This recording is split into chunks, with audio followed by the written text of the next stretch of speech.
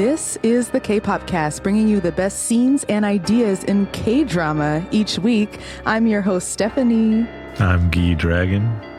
And hello, everybody. It's your PD name, Michaela. And welcoming to the show for the very first time, we have a special guest, my dear friend, Cynthia Yu. Cynthia, welcome. Hello. Yeah, please introduce yourself. Yeah, who are you? Oh, okay. Well, I actually wanted to start by saying I'm so happy to be here, dishing on K-dramas with Stephanie and the crew. But yeah, as for an introduction, I teach at a Korean university in Seoul, and I also love to talk about K-dramas and films at a weekly segment on KBS Radio with Lena Park. You mean the Lena Park? 나는 가수다? Yeah, she loves, she's a huge nerd when it comes to she catches a lot of dramas, both, Korean and, American ones as well. So yeah, we do love to talk on and off air about these shows that we're sort of, standing on. So cool. I'll have to check that out. Yes, we'll have to get links to your KBS radio show and put them in our episode description. We'll talk about that Wonderful. at the very end. Mm-hmm. Yeah. So for this special K-dramacast episode, we're bringing you the best scenes and ideas in The Glory. Okay, we're diving into a discussion about bullying and revenge in K-drama, focusing on the chart-topping Netflix blockbuster The Glory, starring Song Hye-kyo.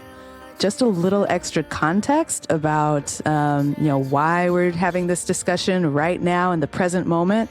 So last time on the K-Drama Cast, we asked whether Extraordinary Attorney Woo, another popular Netflix drama, really moved the discussion forward on social issues like autism. That's the narrative that was going on in the press, that Attorney Woo is changing the world, changing the discussion about mental health issues. And we were quite critical about that. But today we're turning our focus to The Glory and whether it's really moving that needle on the global conversation about bullying, especially given recent news, just hot off the press, recent news that the Korean government has announced new legislation cracking down on school bullying, citing shows like The Glory in their official remarks. But before we dive in, don't forget to join the K-pop cast community on Slack and sign up for hard-hitting editorial in our newsletter. Links to those in the episode description.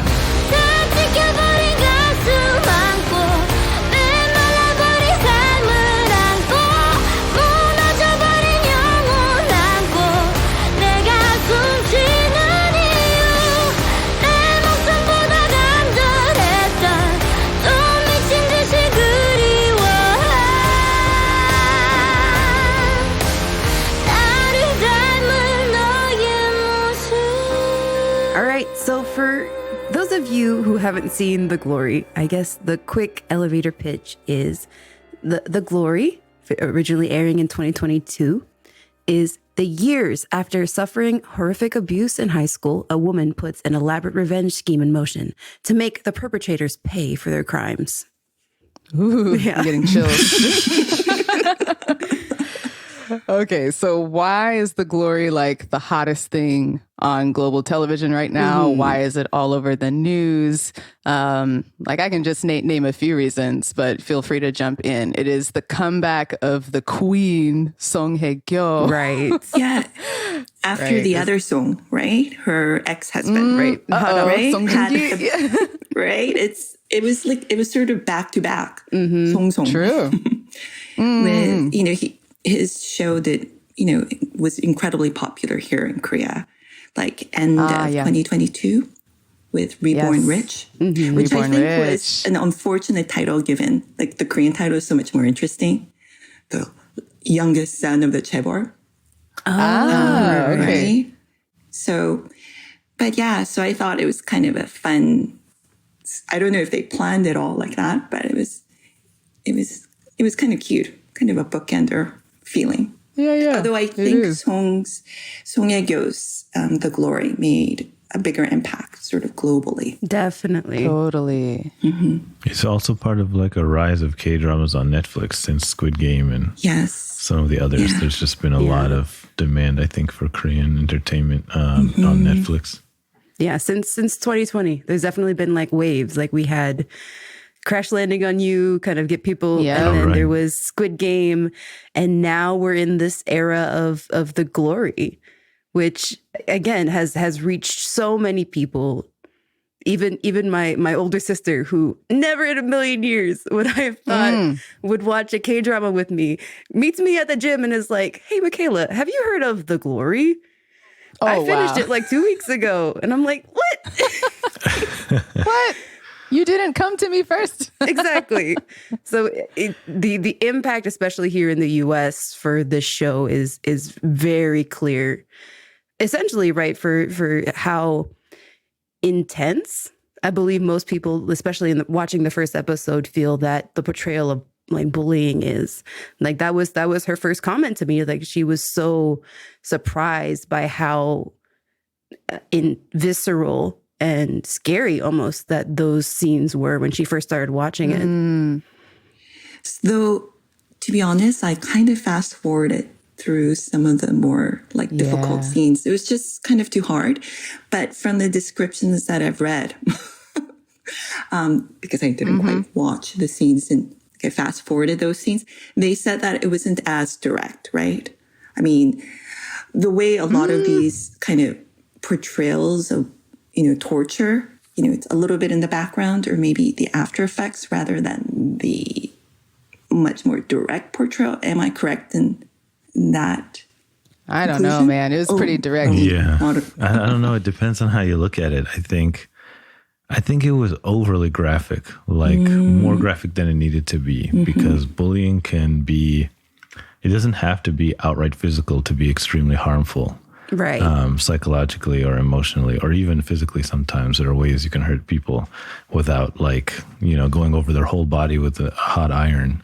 And this show made it like a point to show that in graphic detail, which kind of actually like zooming in, and lingering on it. And then they showed us the husband like beating the wife like mercilessly, and it actually kind of came across as like overdone, honestly. Like it made me think the show is making light of it actually by showing it in that much graphic detail. I'm like, do these people not have their own problems that they need to like see this in this kind of graphic detail? It's pretty horrible. And they showed the curling iron scene or versions of that multiple times throughout the that's show. right. It's like, yes, we got it. We got it already. We know what happened. But then they showed it again. You can say they did that because a lot of that is based off of a real thing that actually happened. Specifically, the curling iron imagery is very significant in that story back in 2006 where a student was actually physically bullied and abused by other students. Yeah. Last year there was another Netflix original and it kind of slipped my mind until yesterday, Juvenile Justice. That starred Kimesu. Yeah. Yes. And, it was actually the dramatizations were also based on real life stories. And and a lot of the stories were about abuse from classmates or from, parents and friends and whatnot. And I don't remember, I actually watched it all the way through and I quite enjoyed the series. And I don't remember kind of having to, I can't watch this. Right. Fast forward, But I cried. I was kind of angered. I went through all those, the tears and the shouting at the screen. So I guess we'll talk about this later on, but maybe Juvenile Justice is a good example of what we mean by a dramatization versus makjang. Yeah. Can you That's explain right there. Can you explain that word? Yeah, makjang. Makjang is actually, it means sort of fermented bean paste. Like samjang? Yeah, it is. And it made me think of, how one of my favorite, adjectives is cheesy. Oh, I see. Yeah, like my husband always says, you always say that's cheesy or it's cheesy or whatever. basically, yeah, I think it has the same connotation. It stinks. It's a little stinky. It's cheesy. Over the it's top. a little and one-dimensional.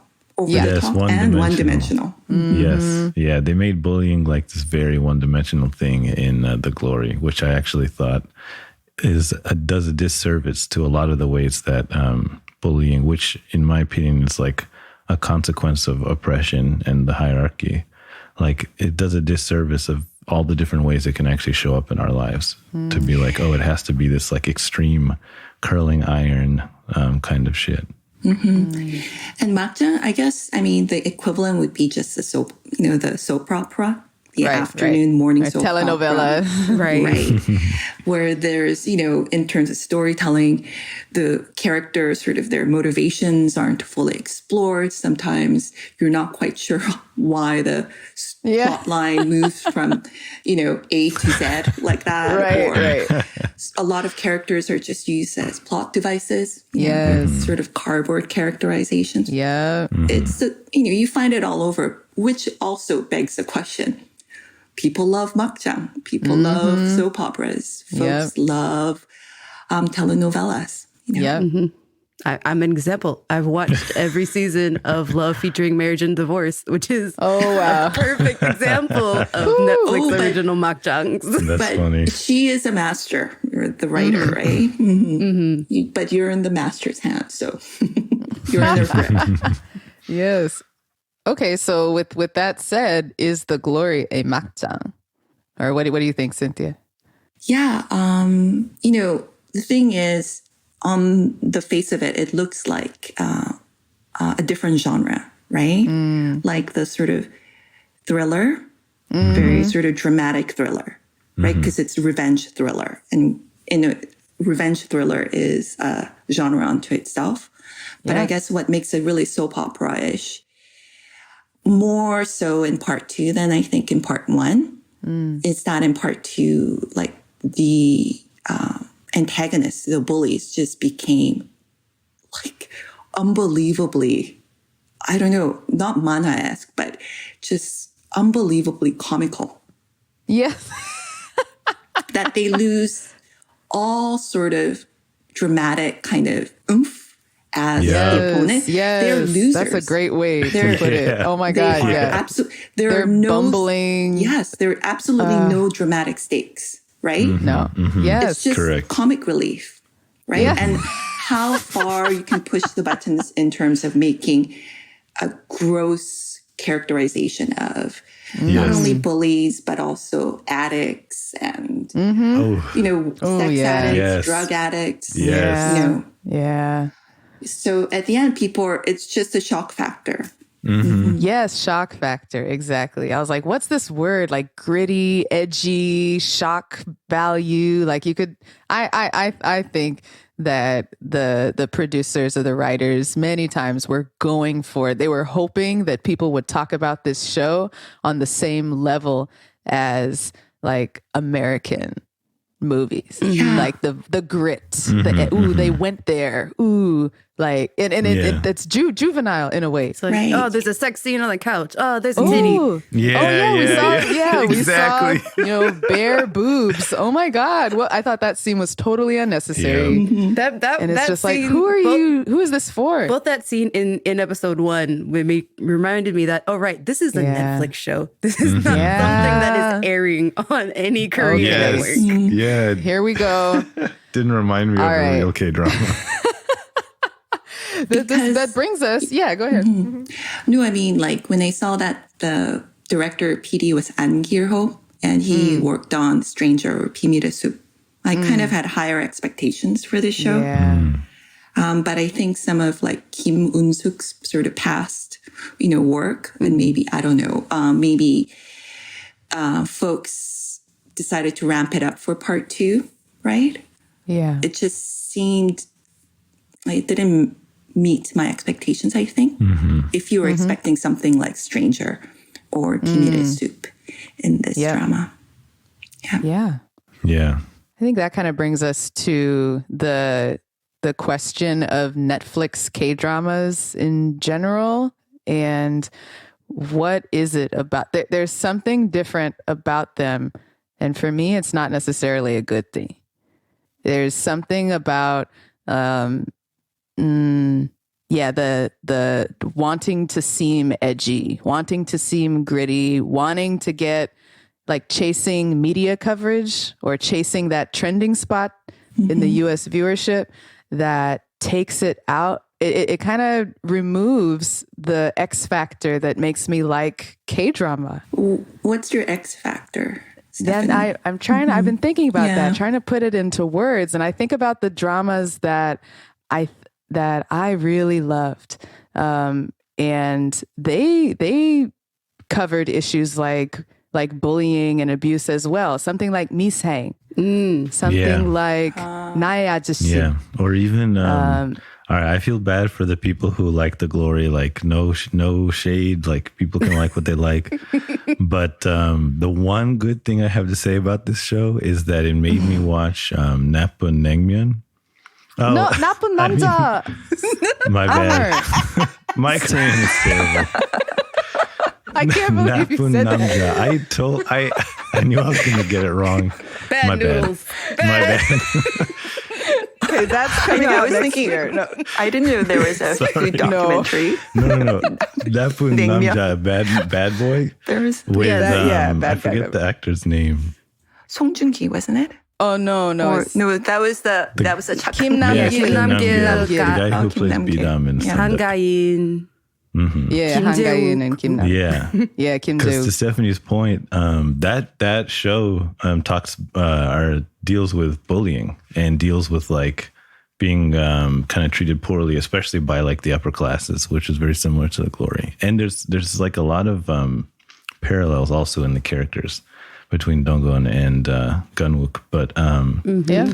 that show, like the characters were all fully realized. There were very, very few one-dimensional characters, and there was a lot of humor, and there was a lot of like emotions and vulnerability expressed through the main character, which I felt like was missing from The Glory, and it's kind of like missing from a lot of the Netflix K-dramas. There's kind of like this sense, and this might be a little bit like political, but like there's this sense that it's being watched right by Westerners. And so it's funded by Netflix. And so it's like, it's just kind of like an American show, but with Korean people in it. And it doesn't feel relaxed. It doesn't feel like authentic, honestly, in the way that like Bad Boy does, or a lot of those other Like K-dramas. the tension is on 10. I think we're getting somewhere with this, that there's something around K-drama's ability to write characters that you can relate to, even when they're bad, like even when they do harm, or even if they're taking revenge. Even the people being targeted for revenge, you're like, oh man, I see why she did that. Oh man, I see. And you, there's I don't want to say restraint, but there's a level of subtlety and pacing as well, building the tension slowly and then releasing having some moments of levity and joking and teasing, playful teasing between characters, flirting stuff. That was just, I think in The Glory, more ham-fisted or forced. Well, the problem I saw with The Glory in that is, you're right, in almost every K-drama, there are supporting characters for comic relief. Yeah. Right? But usually they're sort of the good guys, or, the sort of relatable characters. They're not usually the bullies themselves. Yeah. But in this show, the bullies were the comic relief, right? Right. And not only did that sort of take the edge off their characters, Yeah. but it was kind of like, are we supposed to sympathize with them? Because I think that's what happened with part 1. Yes. And I wonder if in part 2, the writers, like writing team, decided, oh, maybe we made them a little too sympathetic, or, So instead of making them just comic relief, in part 2, I think they just turned out to be like crazy, Yeah. Cartoonish like villains. ghastly. Yes. Yes. You know, like especially the Sarah character. I Oh, Yeah. yeah. I mean, Ooh. I know I was so turned off by that character, that characterization. And I've actually spoken about this with like a couple of my students, and they even said they don't understand why her addiction was characterized that way. Yeah. You Can know? you say more about that? Yeah, I mean, what they like, you know, the student that I spoke to was in her mid-20s, and she said, you know, in Korea, alcohol addiction is so much more of a huge problem than drug addiction. And she just didn't understand why Sarah's character was portrayed as this almost like, I mean, addiction is a disease, right? It's not quite sort of like an evil character flaw, right? Yes, absolutely. I mean, don't we all sort of suffer to one form of addiction or another? Yeah. Yeah. Mine might be a drama addiction. right. Yeah. Coping with this Yes, world that we great live in. point. But she was just characterized as someone who just totally unredeemable, you know? And I think they used her backstory as the daughter of a, you know, a minister to make that point. You know, that incredible scene, I guess, when she's caught. Is she caught masturbating? I think so, yeah. Yes. Shooting up and masturbating. Oh my God. Yeah. So over the top. Yeah.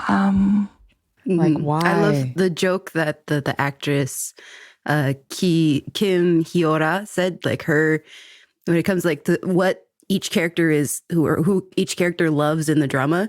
And she just says, Sarah just loves like God, quote unquote, essentially she just loves herself.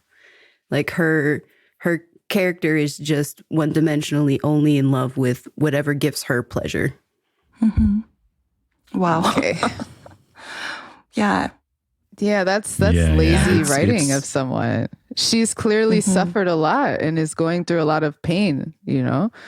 But then she's written as this like all of the villains are written as these like cackling ha ha ha ha Disney villains just taking pleasure in They're all I think self-harm you mentioned, people. Cynthia, that in They all indulge in self-harm. yeah. And that's all they do. That's all they do. There's no break. Yeah. Which makes them like not compelling for me to watch. I don't care what happens to them anymore. It was so unsatisfying. I mean, it got to the point where, I literally didn't care. I kind of was hoping Donggun's plan would fail, honestly, because Donggun annoyed the crap out of me by the end. Because the villains were so not compelling. Like Cynthia was saying, they're like comic relief, you know? That it didn't just like kind of ruin the point that the show was kind of making as a whole, but it actually just kind of ruined like my rooting for Donggun herself, because No. it just like didn't matter to me. Like she became just as annoying as the rest of the villains were, because I was like, these people are super self-destructive anyway. Like, what's the point in Donggun trying to get revenge on them? They're like Cynthia was saying, they're losers. Like, who cares if you get revenge on these people? But I also think it's part of a larger, like really oppressive theme, which is that like there's two things that come out, and I'll try to be quick. One is that the social order is like a meritocracy. Like they're rich and they don't deserve it anymore because they were bullies. But if they weren't bullies, then they would deserve all of this, you know, power and wealth that they have, which isn't true. And then second of all, that if you're a victim, second of all, that like there's only two kinds of people, Right. oppressors and victims, which isn't true. You're one or the other. Yeah, and if you're a victim, then you don't have to worry about your moral choices because, you know, you're on the receiving end. But that's not true. Like, we're all oppressors and we're all victims. And so Donggun's actions, like, don't justify the means, even if she was victimized by these people. And I'm not saying don't get revenge or don't fight back against oppression or don't confront people who are hurting you. But this idea that it's like if someone has sinned or if someone has like broken a law or done something quote unquote evil, that we can just do whatever we want to them. That's not usually applied to people in power. Like that's usually applied to the marginalized people. And so it kind of reinforces the actual bullying is actually reinforced by shows like the drama.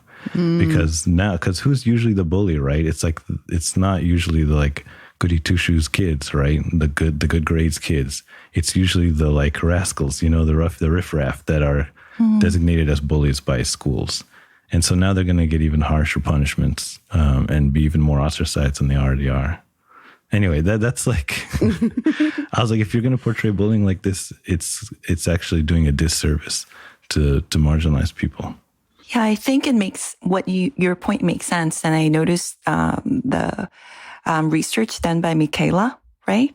That when you look at, bullying, the perpetrators, right? They come from a variety of backgrounds, right? They're not the super rich or the elites category that we saw in The Glory.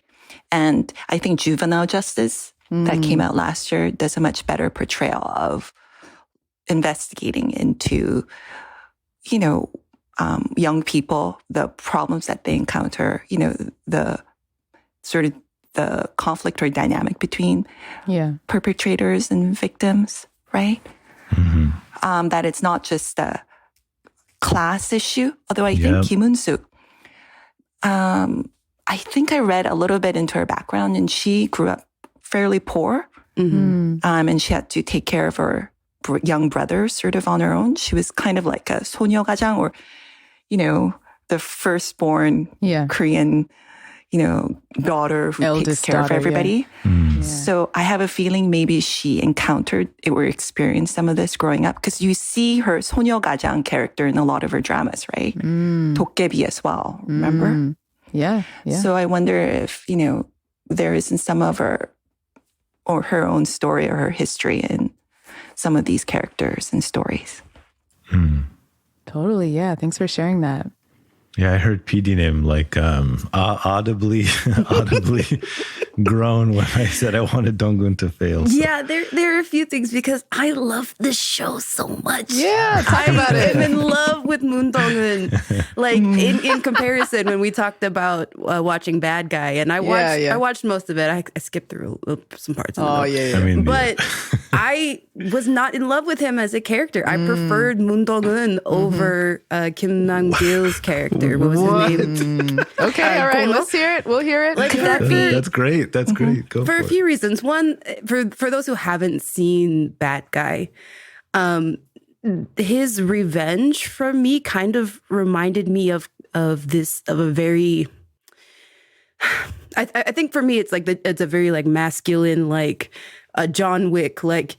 Oh, my family is dead. My dog is dead because of you guys. So now I must get the dog revenge. is a bit much. Yeah, that was overkill. I have this small scar on my back, and you brutally mutilated my body, and I could never be beautiful or whatever. Like versus what Song Hye-kyo is doing in the show, where she is, unlike Kim Nam-gil, who is like very, expressive, emotional. He has. A more dynamic character. Song Hye-kyo in this is very reserved. She's very hidden.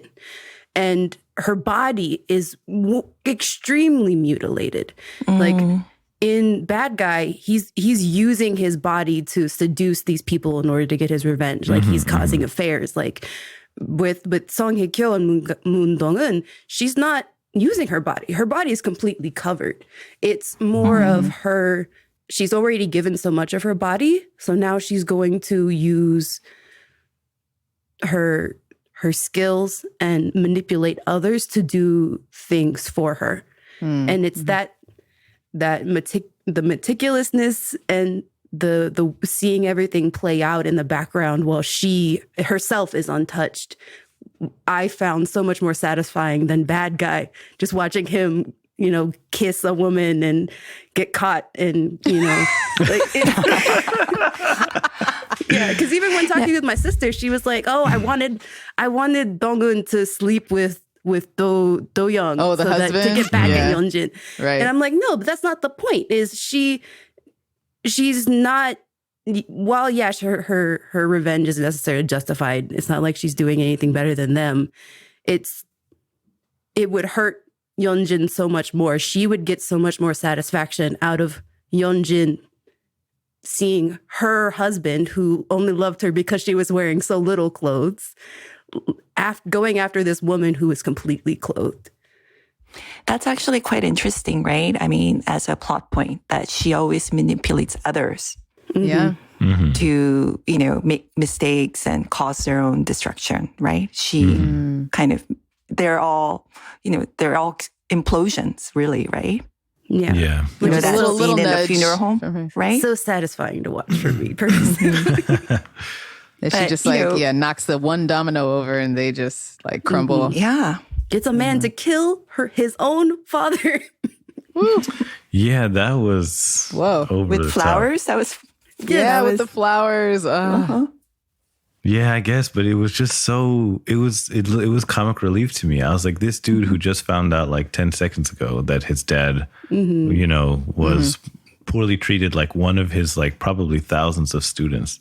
He's just gonna suddenly turn into a murderer because of that. Like, I don't know. It just didn't. It was just too much. I was like, okay, whatever. And it felt like most of her manipulations were like that, where people just kind of did whatever she said for no reason.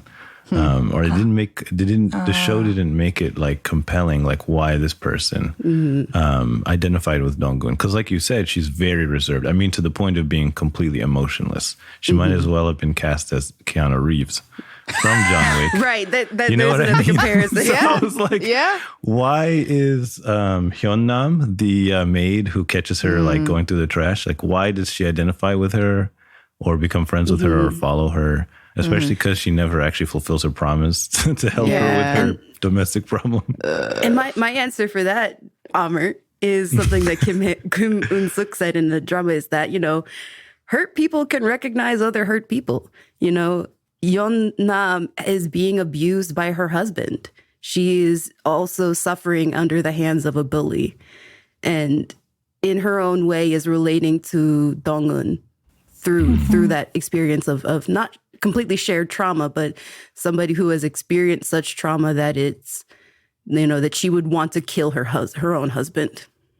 I mean, I was totally for that. I was like, get him. Like, I don't care. You know what I mean? But it was just so one-sided. Like, Donggu the things that she did do to help her, I thought were like actually infuriating, like separating her from her daughter and making it seem like sending her daughter to this white woman in the United States is like healthier and like I'll agree glorifying with you. that. You know what I mean? But moreover, not like the telling show, her that she did it, not letting her say Right. goodbye. Yeah. And just like the show didn't show us, like you might be right. Maybe she recognized like, oh, you're hurt, I'm hurt. Like, let's fight this together. Even in my experience, that doesn't happen instantly. It takes time for people to build that trust, even if they see that in each other. And then the show would have to show that. Like, that's the point, right? That's where the true. entertainment comes from. It's like, I want to see these characters develop. And like, how do they come to trust each other? Like, why are they friends? When do they actually have each other's backs? And it just didn't exist in this show. Even the doctor was like, yeah, I'll kill for you. I'll be your executioner. I'm like, why? In these weird dialogues that were also I'll be your executioner. not compelling. Best Sorry. pickup line. Okay. But that's Slash rant. typical of Kim Un-suk drama, where you're saying all these cheesy lines for the sake of I guess romance in that case. I didn't buy why anyone is doing the bidding of Dong-un. She apparently had the hearts. She had won the hearts of all of these people, her minions, to go do stuff, and I just couldn't see why. She was never kind. She never earned it from anyone. True. And you're right, they don't show a lot. Like even especially in the second half, we see that Chebol woman who at the temple, right? Who's like, oh, Dong-un, like go teach Songse-nim, like who is in love with her and is also very influential Chebol lady, and you see all of that off screen. Somehow she's gotten in with her and is able to manipulate her to help her own revenge. Yeah. I wish I could make connections like that. But I know, my fingers. Networking level 10, yeah. Oh gosh. So coming to the social impact of this drama, Like I mentioned in the very beginning, news has just come out this past week that Prime Minister in Korea, Han Dok-soo, announced that bullying legislation is being introduced to crack down on, I think specifically the fact that bullying allegations are wiped from people's records after 2 years. I think they're going to lengthen the term that the bullying conviction or allegation is visible on the record, and like allow for colleges to see that, and maybe workplaces to see that, and take it into account. And the show, The Glory, is listed in the official remarks as being an influence or one reason why now is the time that the government's introducing this legislation. So how do we feel about that in the impact of the drama in the real world? I mean, I'd love to hear Cynthia's take. Since you live in Korea, just like, what is the state of the discourse and the conversation on bullying? Are people really talking about the show and its impact on this? Or is it much bigger than that? Well, I mean, I don't want to be cynical about it, but Please do. Please, we are very cynical about it. The Glory, I mean, got a huge sort of PR push from real life events that took place earlier this year, right? There was this lawyer who was a prosecutor, Jung Sung-shin, right? Yeah. And his son, it was revealed that his son was a bullier, but he still got into Seoul National University, and people were really angry because they saw in that story the story of glory, like these elites, just not being accountable for their actions, right? And at the same time, there was this scandal that broke about a really popular throat singer, I think, in one of those music competition shows. I forget his name. Maybe it was Hwang Young-woo or something. Yeah. And just when, The Glory was getting traction, there were these real life examples, stories of bullying happening, in the news. And it's like art imitates life, or life imitating art. And it just like fed into each other, into this sort of fury. I don't know, fury, I think.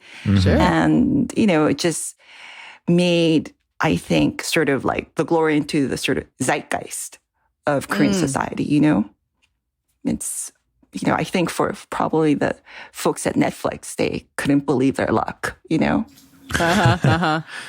Right. I'm sure Netflix loves the headlines that say, because of The Glory, Korea is cracking down. When actually, there's this larger iceberg of context that bullying has been in the national conversation for some years now.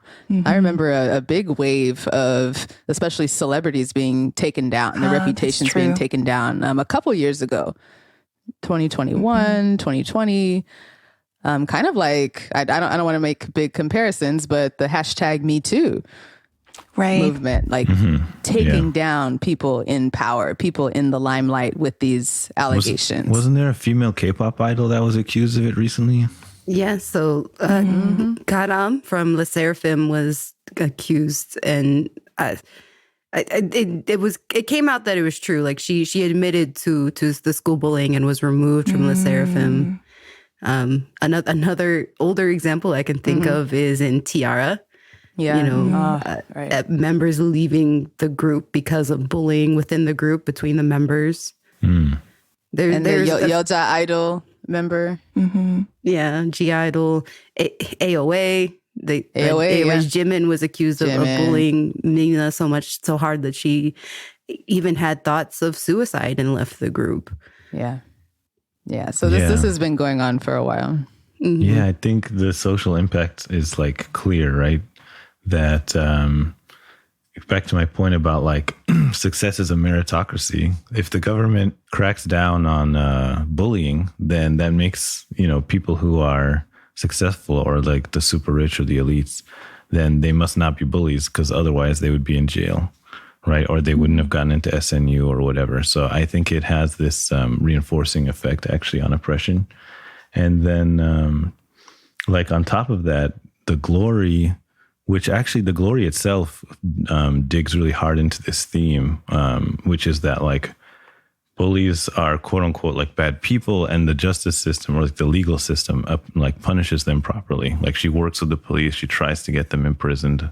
Yeonjin ends up in prison.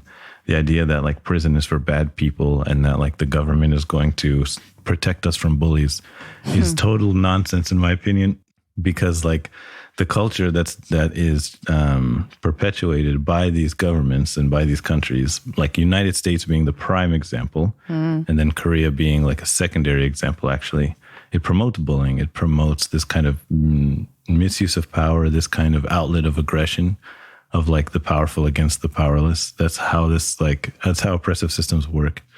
And the show and of course the Korean government is going to buy into that and going to glorify that. And they're going to get their like PR win by acting like they're cracking down on bullying, by giving them like harsher sentences or whatever. But it's just like reinforces like the carcerality of our cultures. And then it's even more interesting because the glory is like really popular in the West, and Korea is very much working on its image for the West so that it can like continue to grow and become like a capitalist pillar in like the global economy. This is, I think, more than anything for the Western audience, as much as it is for their own Korean citizens and subjects, is to show the West like, you know, how forward and progressive they are, which has, you know, is fucked up, honestly.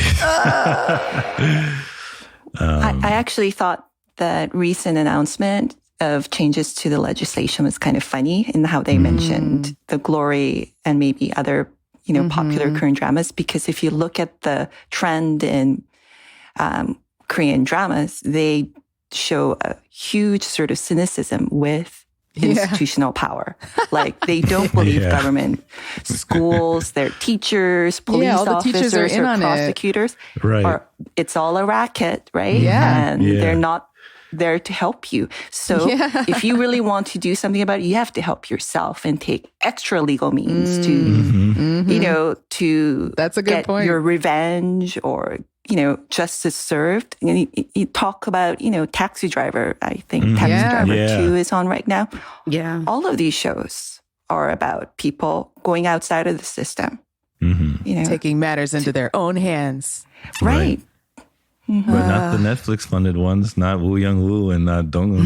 Well, yeah, they don't go that far. Like, Dong-un is still working with the police. She still like spoon feeds the bullies to the police or to the prison. Like, here, take them. Yeah, there's like a couple scenes in the beginning about how like one bad teacher is in on it, but it's really the parents bribing. And I just want a more nuanced and comprehensive view of how the culture of the school and culture of work and culture within the home like indoctrinates and rewards this kind of behavior. It's not just that like evil children sprouted out. They were just born like that, laughing maniacally and burning each other. Like, where did this come from? I don't think enough attention was put on that. And that's what leads like the obfuscation of the roots of this leads to like PR Band-Aid measures. Like, we're going to crack down. We're going to, you know, put punishments on this and lengthen the time. Yeah, that'll be a deterrent. No, you're not recognizing. You're not even looking at, and the show didn't really look at either the roots of it. Why do people become, why do people, and I hate to even use the label of bully, right? Because we're talking about a behavior, a culture that we all do. We all perpetuate in some ways small, some ways big. But we all know the forces that push us to treat other people like that. To immediately, it's part of the larger culture of hierarchy and authority over others. Like when you meet someone on the street or you meet someone at work and you immediately gauge what rank are they? Are they above me or below me? And you play out this script and you act accordingly, right? It's just like that type of interaction on a different scale becomes bullying and violence and abuse. Well, There's Korean dramas would be a great test bed for all of those theories because, as you said, we're a very hierarchical society. We care a lot about what other people think of us. We rank each other. Nunchi is part of that, right? Sizing each other up. And I was watching this old movie, Killer Suda, because I love some of the actors in it. But these two young characters meet for the first time, and the teen character. He just immediately gets angry and says, "Why are you speaking 반말 to me? We don't know each other. And I think I am a little older than you." It's like even teenagers and, young kids are like, That's depressing. right? So we're like, and we have to ask why. It didn't come from nowhere. Like, why? Why do we treat each other like this? It's so, it feels so bad to everyone involved. It feels bad to those on the bottom. It feels bad and icky to the person on the top. But in terms of like bullies in portraying Korean popular media or popular culture, I think there's been this sort of gradual change. I remember in earlier dramas or movies, the typical school bullies were, not the rich kids, right? Yeah. There were like, Yeah. the gangpe, the fighters, The gangster right? kids. Yeah, the one who knows rough and tumble. Exactly. And it was the rich kids who were always like, they had to do all the bang runs, bang shuttles. They had to pay for everybody's snacks or lunches or whatever. But over the years, gradually, we've seen the bullies. They turn out to be the rich kids, the kids who do well in school, the omchina characters who secretly are actually the worst of the lot, right? Yeah, and they get their mommy and daddy to get them out of trouble whenever they do get caught. Oh, yeah. That's like, even true. if they pass the legislation in the show, Yeah. Donggun's papers for getting, leaving school weren't even Put in the based on record, bullying. yeah. The bullying wasn't put in the record. So Because the parent bribed it. So that's still going to happen. Yeah. That's funny. Yeah. The rich can always get out of it. And was it Michaela, you found, maybe some articles or papers discussing how, it's a sort of, when you have this growing gap between the rich and the poor, like, you're going to see some of this depicted not only in society, but then, of course, art imitates life, and you'll see it in the stories and the films and the dramas. Yeah, another example of that's a little bit more subtle. I love the interaction with Ha-do-young and his driver when the driver makes him hold the umbrella to get the wine from the car. Ooh. And he's just like looking at his hand holding the umbrella. And it's just, there's that tension of like, why am I this higher up being having to hold this for you? And then in the end, he gives him that wine and he's like, go buy a cheap wine and drink it, and then drink this, and then you'll understand the difference in the sense of like, you are the cheap wine. I am this $1 million William Won wine. Now you understand the difference between us. Yeah, I forgot about that scene. Thanks for Power bringing it up. move. Yeah. Yeah, I love, I actually, it's very oppressive and harmful, and I live for those little scenes. I think Korea writes them so much better than anyone else. The subtle power moves, like the sizing up, the nunchi, like Sky Castle. Yeah. Oh my God. Sky Castle. So good.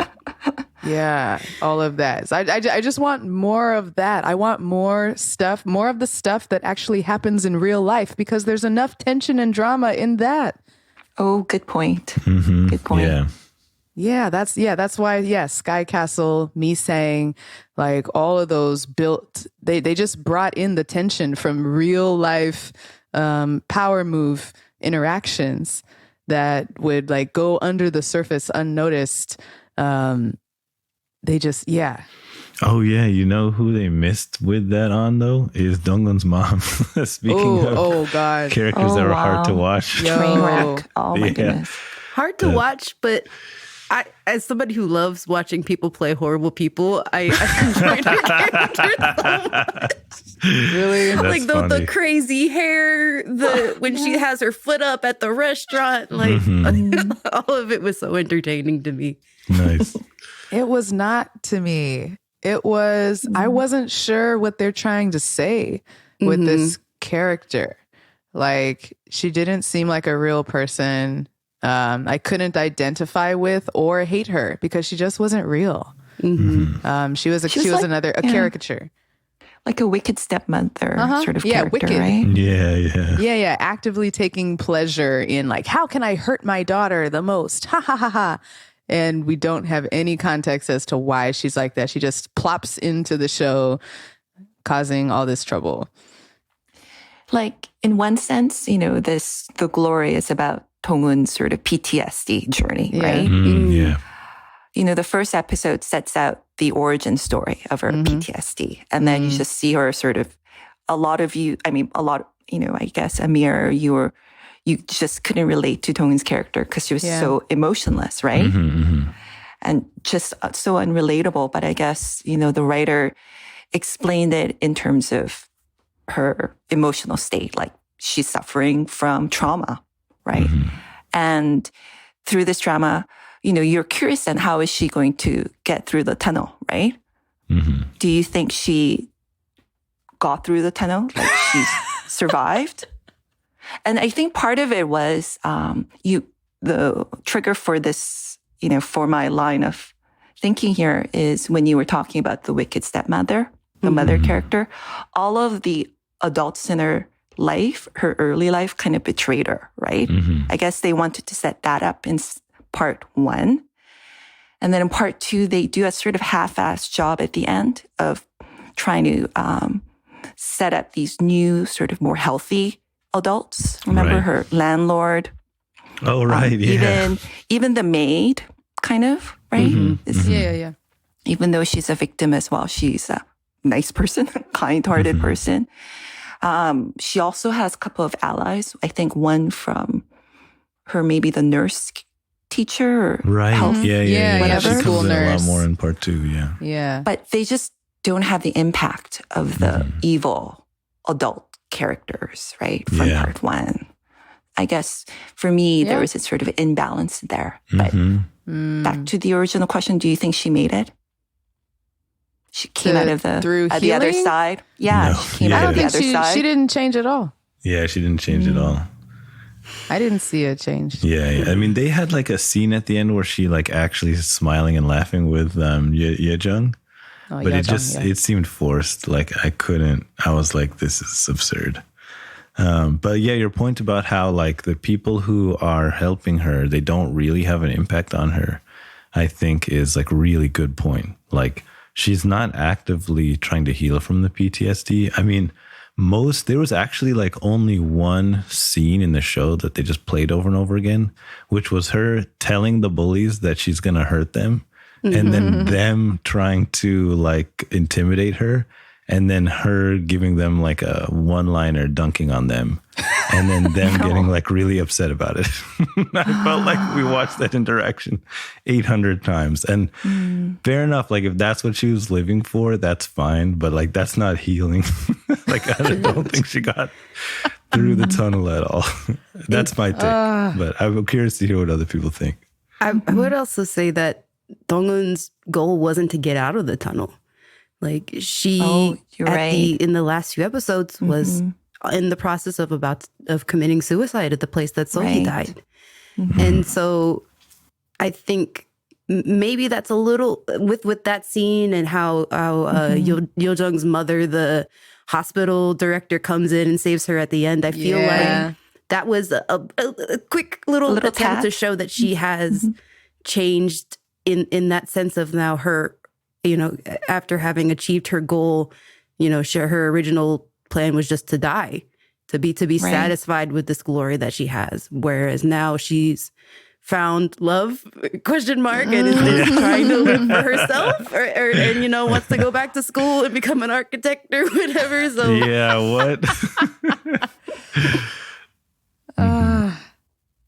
I found that scene kind of like it didn't really like unbelievable, you know. very. She comes out of nowhere. How did she get there? Right? How did she know? Right? Yeah. I mean, I actually think, Michaela, your point about like the end was just her stepping off the ledge, right? Yeah. Like she had no, hope of coming out on the other side. So I think they really had to make more of an effort to explain her change of heart. Yeah. Yes. And I don't think that scene did it enough. No. I don't think it was successful. Yeah. Day late and $1 short. Hey. But they should have and they could have explored that much more fully, It would have been maybe so with the interesting. landlord character, a little bit Right. more splice with the landlord character. Because I forget the actress's name, but, she is such a wonderful actress. Yeah. I think she could have really sort of reeled it in, Yeah, where they reveal the hidden shared trauma at the end. Yeah, but, Oh, that was late too. I'm Yeah. like, man. Son Suk is the name Okay. actress's yes, name. that's right. Thanks. Who plays the landlord, The where landlord. she realizes that when Dong-eun was a teenager, she had actually previously attempted to commit suicide, I believe, in the river. But Son Suk, who was also there to, assumably do the same thing because of the grief from her child dying, saves her. And it's like, let's just die in the spring, I believe is the translation, right? So she's like, let's not die, but like continue on and bloom in the spring. What do you think, Cynthia? I had a problem with part 2 in that I really didn't love the love scenes. Me neither. So I fast forward those scenes and I think I missed some stuff. Maybe, there was more of a kind of a cathartic wrap up storyline between the two. But then, the very final scene, that was like so cheesy. Do you remember when they walk through some sort of gate or arch together Yes, and to it's go to like work. all sunshine? And I was Oh, just yeah, like, and they're what? going to the Is this prison, same, right? Going to work. Is this the same show? Yeah.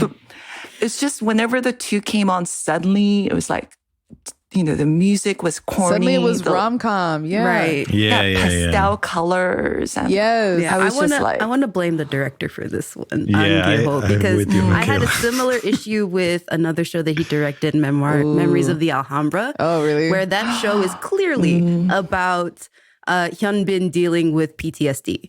But then for some reason they have the female lead crying and like falling into his arms being like, I love you. And it just, there's a forced K-drama love arc in these shows that, in order for it not to be completely depressing, they have the love story. Yeah. I don't know why you just can't make male-female relationships that can be very supportive and close. Right. Like, I love Stranger, Pimiresu, Peduna, right? And Cho Seung-woo. Cho Seung-woo actually's character is kind of interesting too, because remember he had some surgery as a child that sort of snapped off his emotion. The centers of feeling emotion, right? In his brain, which made him seem like a Dong-eun character. Or, actually you see a lot of these sort of characters in Yes. K-dramas, right? Yes, The you strong do. silent type. Yeah. Oh my There's God. always one explanation given for another. Right. Yeah. But what I liked about Pimiru Soup is, his relationship with Peduna was never romantic, but it was so supportive and warm. Yes. Yeah. That's interesting. I've never seen it, but it reminds me of Miseng. Or Nayajushi, my bad. No, not Nayajushi. Miseng. Nayajushi. Yes. Where I was like, is this going to be a love story? But Yeah, with the age gap. That would be Yeah. creepy. I That's know, like I know. I don't know. I was down for it. I'm like, okay. I mean, I definitely wanted him to divorce his wife. But anyway, we're not talking that's about that show. unrelated. But yeah, Back they to did the a good glory. job of they did a good job of making it just like a supportive, like male-female relationship.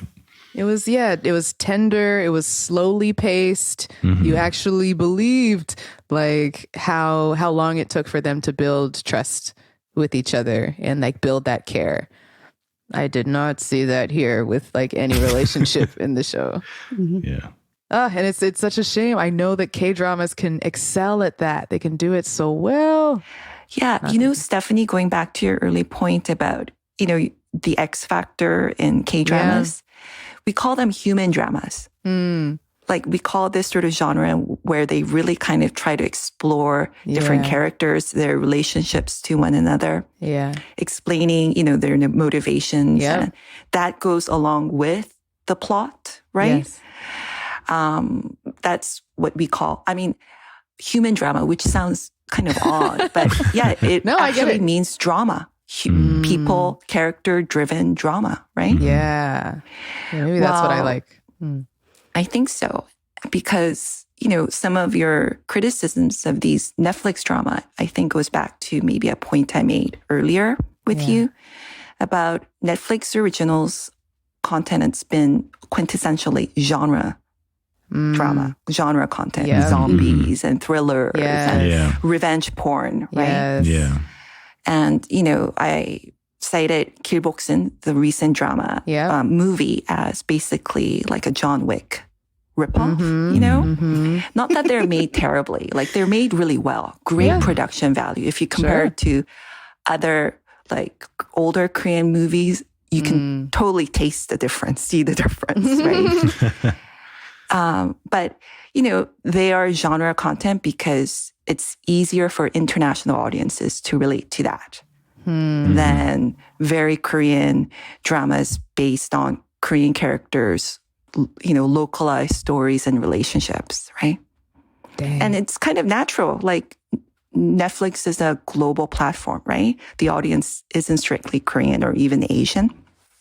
Right? Yeah, it's but all like over the the Korean, I don't know, like the human drama element, like Korean people portraying Korean people in their dramas and like the actual lives they live and the problems they have and the relationships they build, I think it's just far more compelling. And if something is made for a global audience, in my mind, what that usually means is it's just made for a white audience. And it's made for white people and it's made for that type of culture, like American capitalist patriarchal culture. That's like extremely oppressive, which is why I think we get stuff like The Glory when it's funded by Netflix, as opposed to like some of the more like pre-Netflix funded like K-dramas and Korean shows, which they kind of like, even the super nationalistic ones like Queen Sunduk and things like that. Yeah, or Kakchital, which is one of my favorite shows of all time. It's kind of nice that they don't have that global stage where they're trying to perform for the white gaze. I don't know. I think that content is always going to be better because it's more authentic. When people are telling their own stories for themselves. Yeah, I guess that's what I connect with as a viewer. I connect with Korean stories that do that. I connect with Black cinema that does that. A lot of Black cinema does not. Right. But some tells stories from the Black perspective to us. And you just feel the care taken in the writing. Yeah. Even though I'm not Korean, those dramas are just more, I don't know, they're just more entertaining, more interesting. I like them a lot more.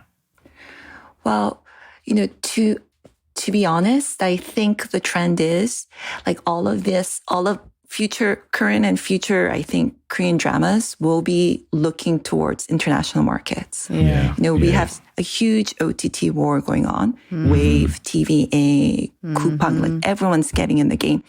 And they know that they can sell the content to international audiences as well.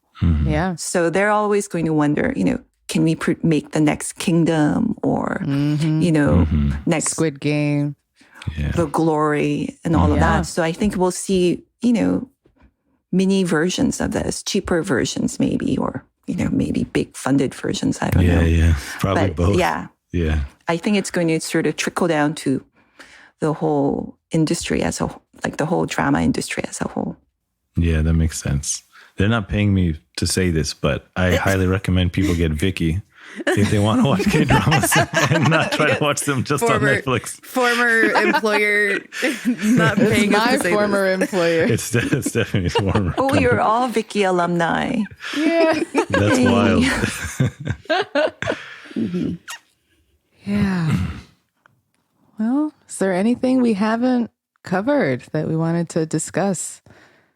I mean, I want to just like get straight to the question of does dramatized fictional portrayal of bullying, torture, like those scenes, does like having that portrayed in the media, is it helpful to ending bullying in the real world? For me, I think it's not it's not that. It's actually I forgot the word. Sorry, but it's actually what happens next. It's not about the crime, but not exactly punishment either. But punishment is part of it. But is what happens afterwards. And do people realize, if you do these things, it not only hurts others, but you hurt yourself. And at the end, you will be punished in some form or another. If that's dramatized in a thoughtful way, I think can be effective, right? Yeah. If it's shown like consequences, that's what I mean. Consequences. Like natural consequences. Yeah. Right. Yeah. Like the pain that causes people, like to hurt people, right? It's starting with hurting themselves, right? Yeah. You start by hurting yourself, and then you get kind of permission to hurt other people because you're hurt. And if you're going to portray, I agree with Cynthia, like that the emotional and spiritual impact that it has on you to do things like that has to be talked about and portrayed. And I think, to add a layer to that, it has to be talked about in context of oppression, of colonialism, of racism, sexism, and class. Like you have to put it in context of those things. It's not just bad people doing bad things to good people. That's too simple. Specificity, you're right. Yeah. Like why are certain types of violence illegal and certain types of violence are not, right? That's not an accident. That's based on oppression. And so like, I don't know. I think if that stuff is actually talked about, but then, it wouldn't really be a blockbuster show. It wouldn't be a money-making product, right? Then it would be like kind of subversive. And so I don't know. That's Can't have that. How I think about it. Because I'm not going to wait for Netflix to address this properly, but I do think it is possible. Yeah. Juvenile Justice. I recommend that show. That was a Netflix show, and I think it did a much more, nuanced but it was still so, how do I say, like, it was so emotional. Like, right. I like that. Right. Yeah, it was great drama, but it was more insightful, very insightful. You have everything you want in the drama as well. There's also that sort of like, I wouldn't call it thrill of the chase, but there were, cliffhangers in the show as well, because you're trying to catch the bad guys. Okay. Bring them to justice, Sure. But it was such a better emotional payoff for me. Yeah. Cool. Yeah, we'll check it out. Yeah, that was going to be my last question. Is so for, again, we have a larger global audience. This is their first Korean drama that they've watched. Where do you or us K-drama fans send them next? Like, where would we? What other shows would we suggest people go to next if they've enjoyed? They liked The Glory, or if they liked The Glory, right? or if maybe they agree with you and think that there's a lot more that could be done better. What are those examples of shows? So Cynthia, you say Juvenile Justice. I actually think DP, which is another Netflix drama, did a great look at... Wait, no, not Deporter. Deserter Police. Deserter. I was like, this is D word. It's wonderful. And, I think Deep is the example of a show that couldn't have been made by a Korean broadcaster because they're so critical of the Korean army, like the institution. Really? Right? Their culture. And, it's so many bullies there. There's so much oppression. There's so much it's built torture, in. right? Yeah. But it's so They critical. take pride in it. Right. Yeah. And I think, it was only made possible because Netflix funded it, that I think gave the freedom to the director and writer to really tell the story that he wanted to. Wow. Cool. Okay, we'll But check my that out. favorite drama of last year was My Liberation Notes, and that's Oh, yeah. right. That was sweet. Yeah. I didn't finish that one. Maybe I'll pick it back I up. haven't watched it. It is yet. longish. It's pretty long. I couldn't hang. Yeah, it was a lot. I know. I'm curious what Michaela would say because my obvious recommendation is Napun Namja. Bad Boy. Yeah. I had to think about it for a second, but I was like, I'm pretty sure it's Namja. Yeah, Bad Boy. If you like the premise of The Glory, but like didn't connect with the character, then I would recommend Bad Boy because it's just a lot of fun. Like it's like The Glory, in my opinion, but it's just more relaxed. There's way more humor. His revenge plot is way funnier than Donghoon's because it's mostly about embarrassing them. It's not this like dark, like I'm going to be an executioner. It's So I don't know. I enjoyed it a lot for what it's worth. I'm trying to think. I can't think of anything else off the top of my head. No, just pick one. But yeah, Michaela. I'm curious what Michaela would say. This is so hard for me as well because I've been thinking about this. So if you were like Only me one. and you connected with Moon Dong, I feel like sticking with Netflix, I would send people to a show that came out last year called Remarriage and Divorce, which is another similar revenge drama centered around a female character who is at wits with another female character. I feel like it's probably if I give The Glory number 1, it's number 2 for me as far as like cool. these Netflix revenge thrillers. Ooh. Okay. I think that if folks are intrigued by the potential twinkle of social commentary that The Glory like claims to have but doesn't really execute on, you should watch Sky Castle. Oh yeah. I think the rich the rich bully villain characters in Sky Castle are 100 times more compelling and well-rounded. Like you can actually get a picture of the conditions and the culture that make people this way. I feel like if The Glory had taken more inspiration from how that was written, it would have been so much better. And there's a little revenge plot in there too from a working class character, which is fun. Thriller too. Thriller. Yeah, a little thriller. Yeah. That's a great recommendation too. All right. I think that'll do it for our episode. Woo! Oh, I love this. Yay! All right. So just wrapping up, Cynthia, it was an absolute pleasure to have you as our guest. Like, I can't believe I haven't invited you earlier, but, look forward to having you on again and again. Yes, agree. It was so much fun. I know, me too. I love dishing on K-dramas. Yeah. So speaking of that show that you have on KBS, want to tell us where we can find it? I guess the easiest way to find it is maybe through its Instagram account. Okay. One Fine Day. KBS One Fine Day. And then they'll KBS. give you the KBS One Fine Day.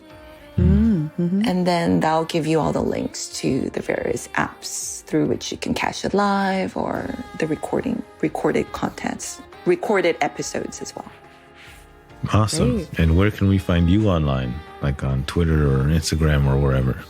I don't do much. That's fine. You can't find her. Smart. Me neither. You gotta tune into her show, guys. Yeah. That's funny that you asked. I mean, my stuff is really random, so No problem. Yeah. Great. the naengmyeon noodles that I'm enjoying that day, or Oh, Cynthia is a huge foodie, by the way. yes, that's another one of my loves.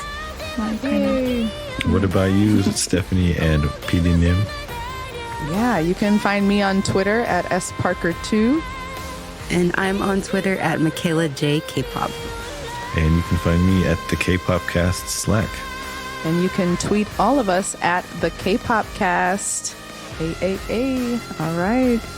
Again, thank you to our listeners. Thank you to our guest, Cynthia. Thank you to our basically K-Dramacast only co-host, G-Dragon. Sorry. Holding it down for the drama discussion as usual. And thank you for the research, PB Me, Michaela. That's it for the show. We'll catch you next time.